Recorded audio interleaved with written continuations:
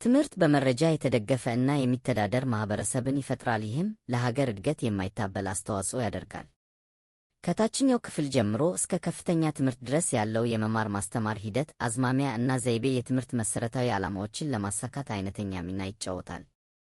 በዓለም አቀፍ ደረጃ የተማሪዎችን ዕጣ ፈንታ እና በሥነ ምግባር ውስጥ ያላቸውን ሚና በመወሰን ረገድ የአንበሳውን ድርሻ የሚወስደው አስተማሪው ነው።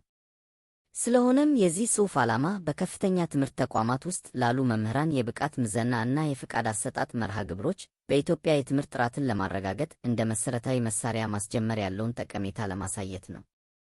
ማስተማር ልዩ ክህሎትን የሚጠይቅ ጥበብ በመሆኑ ከዩኒቨርሲቲዎችና ኮሌጆች የተመረቀ ሁሉ መምህር ሊሆን አይችልም። ከትምህርት ተቋማት ከሚገኘው ሙያዊ ዕውቀት በተጨማሪ በየዘርፉ ያለው መምህር በማስተማር ክህሎት እንዲሰለጥኑና ይህም የምስክር ወረቀት እንዲሰጠው ያስፈልጋል። በኢትዮጵያ የከፍተኛ ትምህርት ተቋማት የማስተማሪያ ሚዲያዎች እንግሊዝኛ እንደመሆናቸው መጠን 4ቱ መሠረታዊ የቋንቋ ችሎታዎች በአስተማሪው መረጋገጥ አለባቸው። ከዚህ ቀደም ያደጉ ሀገራት ልምድ እንደሚያሳየው እንደ ሌሎች የኪነ ጥበብ ሙያዎች የከፍተኛ ትምህርት መምህር የመሆን ብቃቱን የሚያሳይ የምስክር ወረቀት ሊኖረው ይገባል። እዚህ ሀገር በከፍተኛ ትምህርት በማስተማር የተቀጠሩ መምህራን ከመቅጠር በፊት ከሀገር ውስጥ ሙያዊ ፈተና እና የቋንቋ ፈተናዎች በስተቀር ለብቃት የማይገመገሙ የሰለጠነ የሰው ኃይል እጥረት ነበር። በመሆኑም በኢትዮጵያ የከፍተኛ ትምህርት ተቋማት የትምህርት ጥራትን ለማረጋገጥ እገዛ ለማድረግ በዩኒቨርሲቲዎች ለሚገኙ መምህራን የብቃት ምዘናና የብቃት ማረጋገጫ ማዕከል ማቋቋምና ማስጀመር ያስፈልጋል።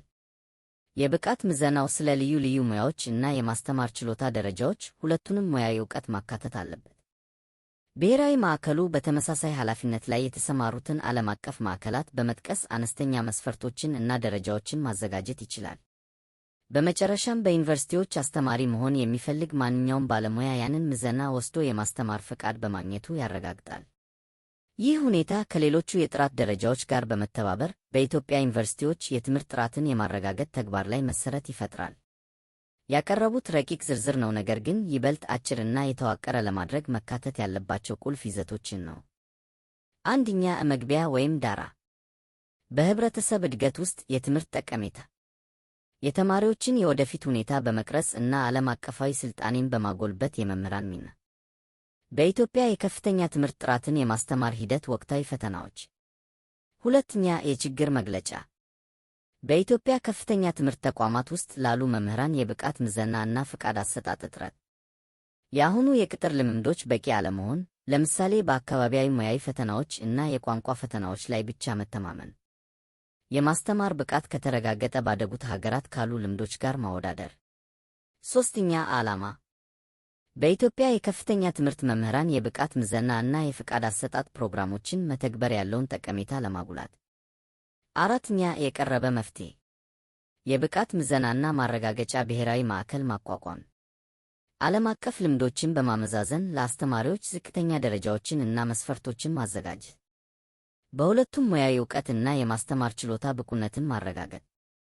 የእንግሊዝኛ ቋንቋ የብቃት ማረጋገጫን ጨምሮ እንደ የማስተማሪያ ማዕከሉ ሚናው የተሰጠው። አምስተኛ፣ የሚጠበቁ ውጤቶች። በኢትዮጵያ ዩኒቨርሲቲዎች የተሻሻለ የትምህርት ጥራት፣ ብቁ አስተማሪዎች ብቻ እንዲቀጠሩ የሚያደርግ ደረጃውን የጠበቀ ሥርዓት። በከፍተኛ ትምህርት ውስጥ ለሰፋፊው የጥራት ማረጋገጫ ግብ አስተዋጽኦ ማድረግ። ስድስተኛ፣ መደምደሚያ። ለአስተማሪዎች በብቃት ላይ የተመሰረተ የምስክር ወረቀት መተግበር አስፈላጊነት። በኢትዮጵያ የትምህርት ገጽታ ላይ የረጅም ጊዜ ተጽዕኖ ሊኖረው ይችላል።